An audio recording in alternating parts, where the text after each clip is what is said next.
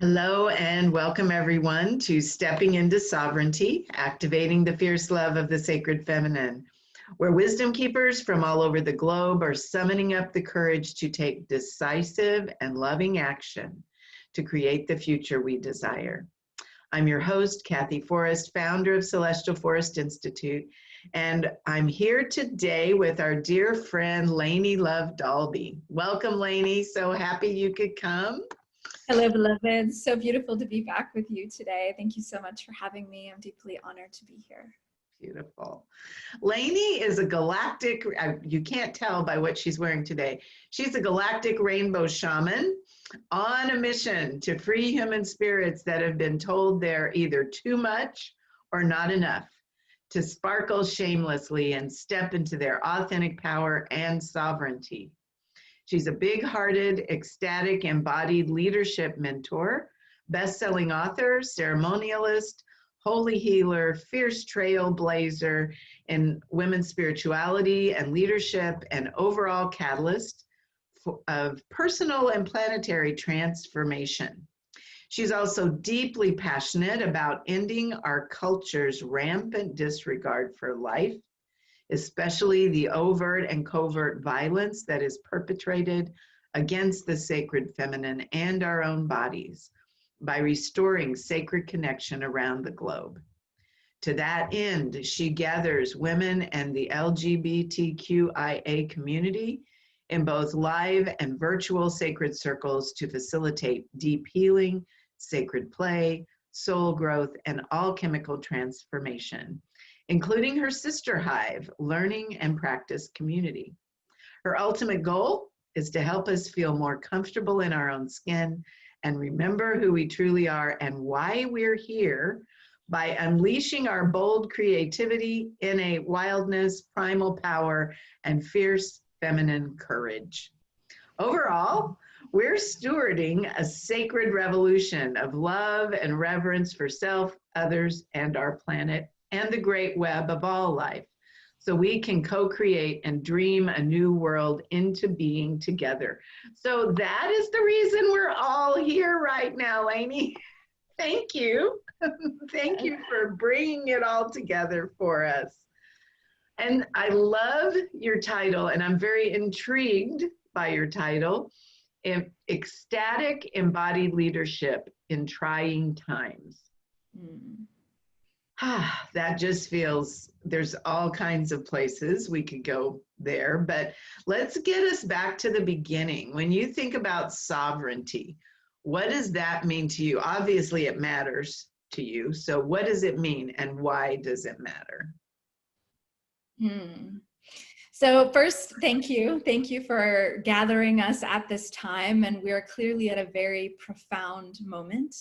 And sovereignty, I think, matters now more than ever, because to me, it's really taking our power back and dismantling the oppressive systems and dominator culture that do not serve us or our human family. And it's really taking a deep step to decolonize our lives, our bodies, our businesses, our relationships. And it's to be a queendom unto ourselves, while also understanding how innately we are connected to the greater web of all life. So it's a both and dance, to be in our agency, but to also be part of the whole and part of the collective, and in a way that is in great alignment and integrity.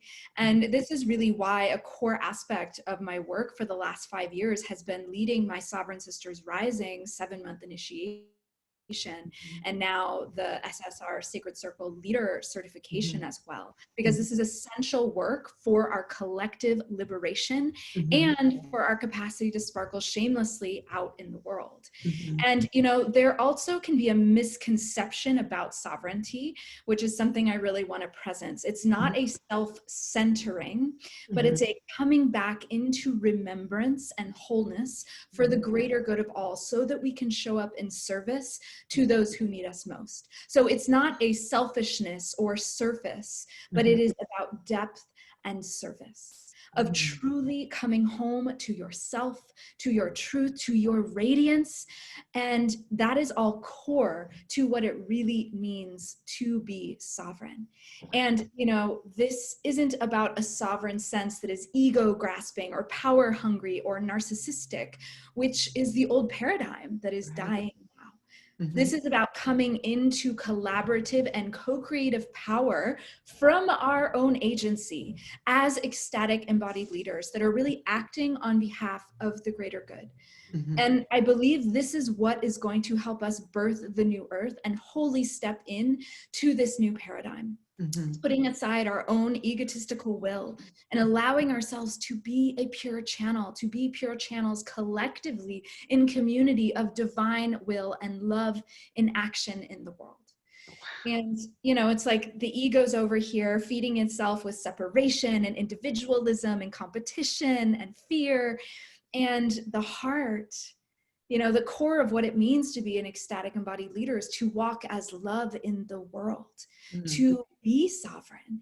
And the heart is really nourished from interconnection and intimate relationships and collaboration and trust. And that's part of the new world that I believe that we're building. And it's really crossing this rainbow bridge with compassion on this revolutionary journey through really deep embodiment practices and continuing to spiral into our own truth that is going to help us get there. Really continuing to come back home to ourselves and to our bodies and to the earth, which is the essence of that sacred revolution. I feel like that is the revolution we are in. Right. That is the revolution we are being called to, that we are being, you know, mass awakening is being stirred, lightning ignition is happening, you know, and that's part of why I'm here. I'm a lightning catalyst to help that wake up. Now is the time. Yeah. And that is that fierce love of the mother that says from a deeply loving place, it is time to wake up. It is time to rise. It is time to shine in the fullness of our capacities. There is no more time to wait. The grace period for humanity is over. It is over. Now is the moment. There is no other moment. And that is why I have devoted my life, especially now, the greater call is to be these ecstatic embodied leaders and to really arise into our full potential and no longer hold ourselves back, because that takes so much energy and life force to keep ourselves small, to allow ourselves to stay stuck in the patriarchal paradigms and chains that have bound us for centuries. And it's coming back to that female manifestation of consciousness, that idea of queen. And really, really embodying that and maintaining this selfhood in the midst of our chaos in the world, and pulling that focus back inside of ourselves to our own life force and focusing on that so that we can come together, weave that great web of light, that constellation of star beings, and co-create this world that we want to see at this time. Wow. And you know, so much of the work I do is related as well to the shadow of the sovereign archetype, which is around visibility issues. And I'm not good enough.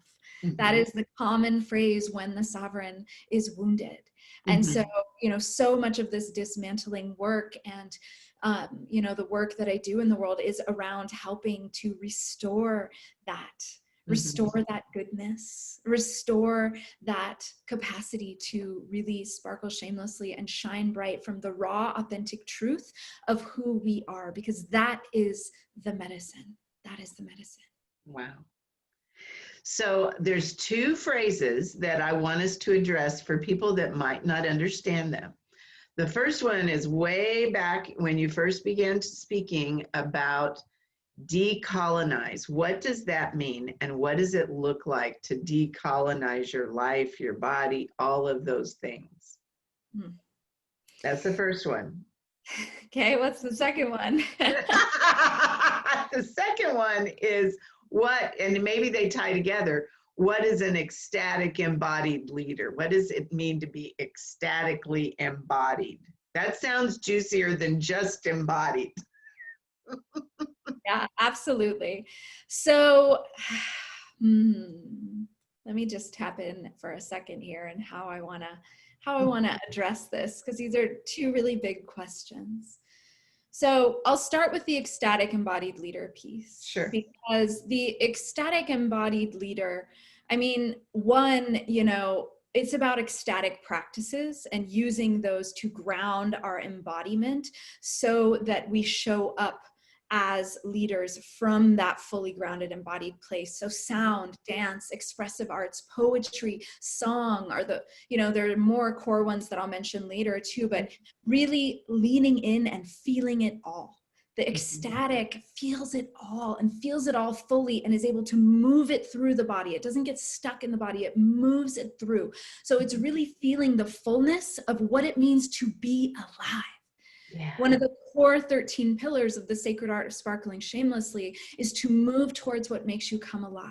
And that is the essence of that ecstatic embodiment. And the reason that it's so important is because we need more people who have come alive, people who have broken out of the cog of the systems of oppression and who have come into their truth and are practicing that with every moment that they show up.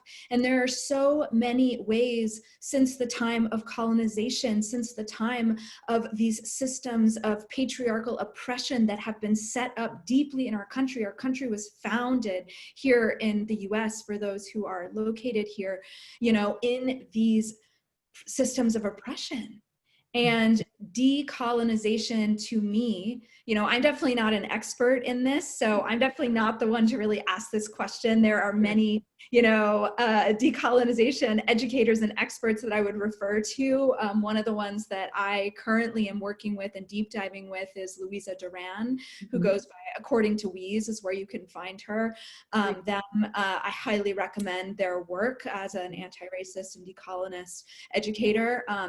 But the way that I am practicing it and experiencing it is really dismantling all of those systems and how they have oppressed us down to what we think we're supposed to look like, how we're supposed to show up in business on Zoom, how we are supposed to eat, how we are supposed to be in relationship, how we're supposed to be coupled, how we're supposed to make love, how we're supposed to be in our intimacy. It's these ways, you know, these ideas of, you know, the only thing that is right is white.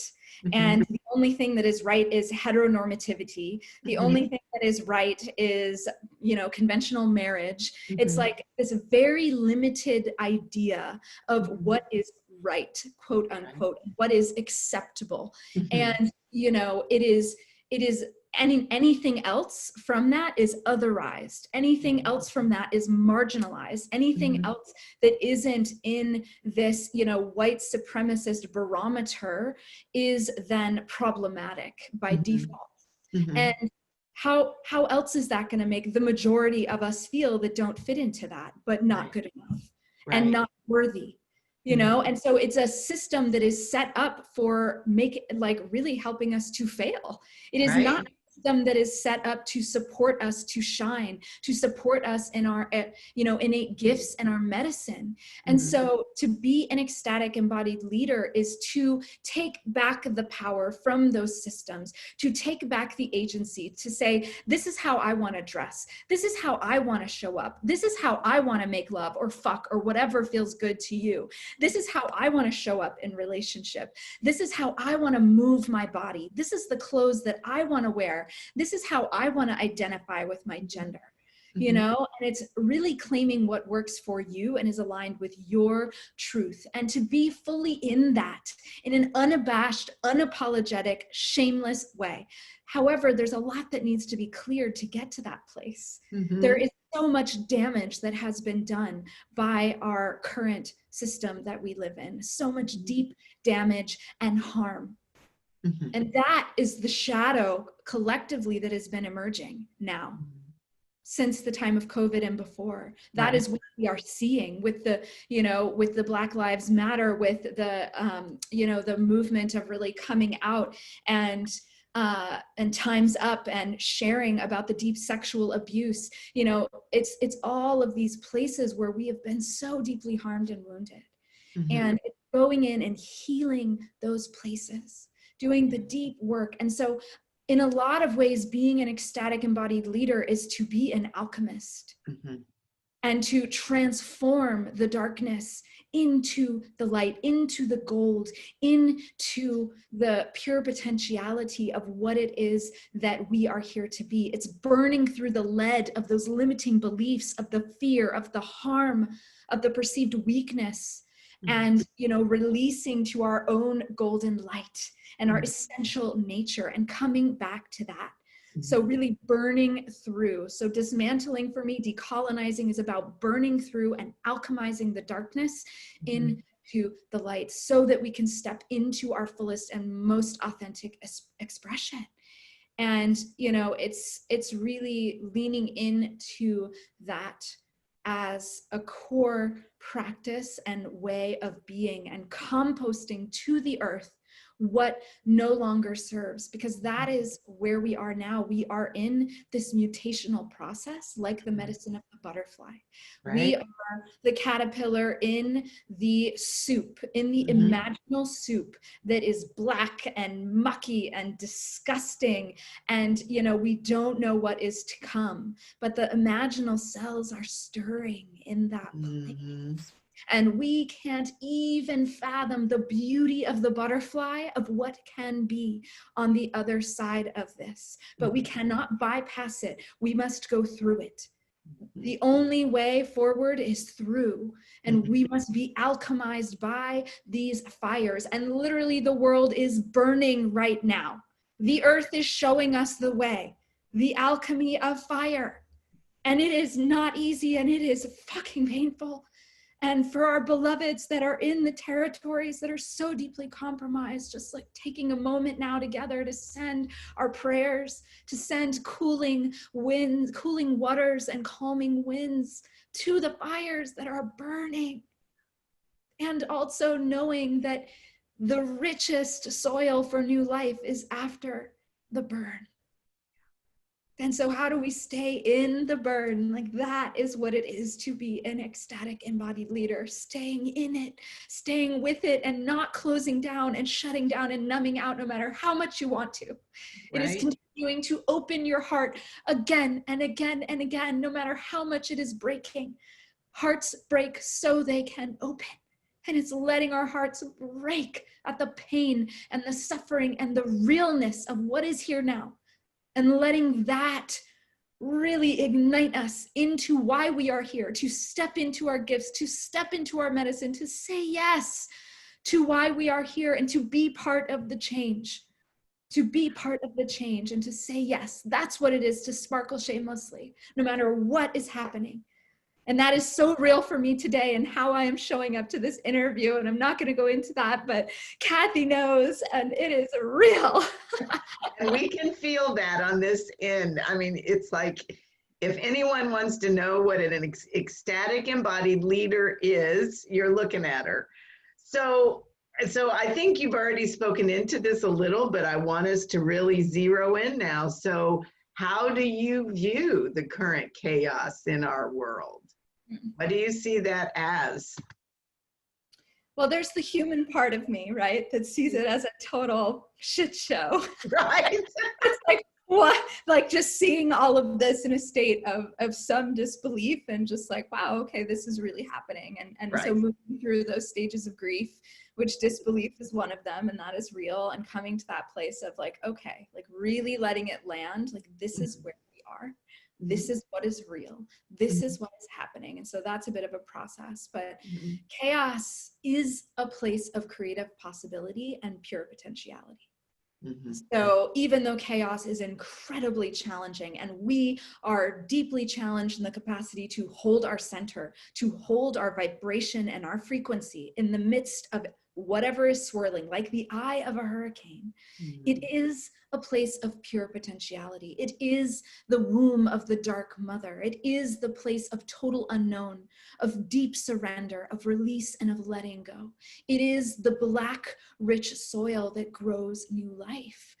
And so it is the place where we are charged even more in that sacred revolution to come back to that connection to the body and the earth. Knowing that we are in this transmutation process, and that we have a choice in every moment of how we show up. To sink deeper into that space of the unknown and to share our life force energies and to channel them effectively towards the change, towards being in support to what is real, towards holding those that might be in a deeper state of challenge. And knowing that this is a place where old versions of ourself have to die. Yeah. Old versions of our society and our collective and our systems must die. The drum, like I think of my shattering witch drum that I have, and it says, wake up, it is time to go. The old must go. And so really feeling into now what needs to die, what is no longer in service in your own life, in the collective, and how can you participate in that?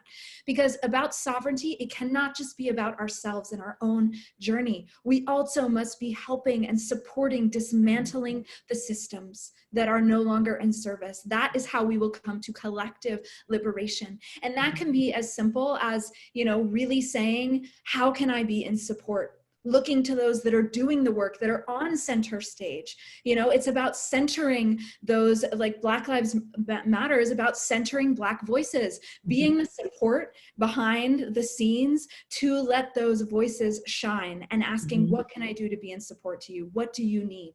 What can I do to show up to you? That's truly being an accomplice and not just an ally. Truly doing your own work to decolonize and showing up to say, how can I support you? What can I do to help you shine? And knowing that it's not always about us being on the center stage, taking a back seat when it is not our time to shine, and knowing that and being able to stand for that. And Weeze has an amazing podcast on that. That they do with this individual Trudy, and it's called That's Not How That Works. That's the name of the podcast, and I think the episode is 19. So if you want to learn more about how to move from ally to accomplice, that is an awesome resource. And so it's just these little steps, and it's how we show up each day that matters. Yeah. And really being mindful of that in the chaos, especially, and know that we don't have to know, because we cannot see what is coming on the other side of this. And that is why we need each other now more than ever, because we each are excuse me, we're each, woo, fire's coming through. I love it. We are each carrying a piece of the puzzle. We are each needed. And in that, we must come together. And each day, even if you feel totally incapacitated, to just take the next right step. So for me today, the next right step was, I need to get up. I need to prepare for this interview. I need to center myself. I need to come back to my vibrational frequency, and I need to show up. That is the next right step for me today. And then after this, I have some one-on-one mentorship clients, and my next right step will be to show up in service to them, to get out of my own way, to put aside everything that is moving in my own personal sphere, and to be a channel in service to them. And so really in the time of chaos, like that is what we can do. Step back, witness, have an overview of what is playing out. And the real question is, this is a collective initiation like we have never experienced. So the question is, can we empty in the face of the initiation? Can we step beyond the reactivity of our normal patterns and our normal way of responding and be that witness? And can we make a new choice that imprints us directly on a molecular level, remembering that we are quantum beings and that we are constantly being cohered by the energy that we choose, by the choices that we make, and by the actions that we take. And, at this point in our history, it's clear that the human species needs a more collaborative, creative, and cooperative way of coming together, which are qualities that are aspects of the archetypal Divine Mother. And bringing balance back into our relationship with Mother Earth, with our own mothers. I just sprained my ankle on Monday, and I was in conversation with my mother on the phone. And isn't that interesting that the ankle has to do with balance and coming to balance, and it's really replacing that masculine mythology of the dominator culture and the conquest and the hierarchical power. That's what it is to decolonize for me. And, you know, on a personal level, really overcoming as well the self-focused, the power hungry, the, you know, production focused energy, that like battle fixated limbic mindset in a sense, and really coming into a place of deep nourishment, because that is also key as an ecstatic embodied leader, and to make it through these times of chaos, is to really lean into deep nourishment. Because if we are not nourished and resourced, then we cannot show up for the sacred revolution. We cannot show up to nourish others. And that's a line. Yeah.